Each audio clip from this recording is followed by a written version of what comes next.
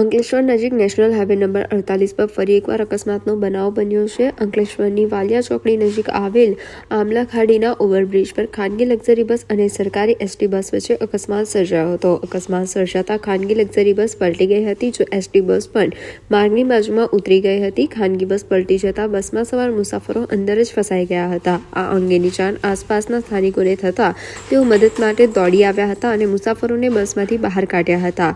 બનાવની જાણ થતાની સાથે જ પોલીસ કાફલો પણ ઘટનાસ્થળે દોડી આવ્યો હતો અને ઈજાગ્રસ્તોને 108 એમ્બ્યુલન્સ સેવાની મદદથી સારવાર અર્થે અંકલેશ્વરની જયાબેન મોદી હોસ્પિટલ ખસેડવામાં આવ્યા છે. આ બનાવમાં 16 જેટલા મુસાફરોને નાની મોટી ઈજા પહોંચી હોવાનું સામે આવ્યું છે. બંને બસ સુરતથી અમદાવાદ તરફ જઈ રહી હતી. તે દરમિયાન આ દુર્ઘટના સર્જાઈ હતી. તો અકસ્માતને પગલે નેશનલ હાઈવે નંબર 48 પર ટ્રાફિક જામની પરિસ્થિતિનું પણ નિર્માણ થયું હતું.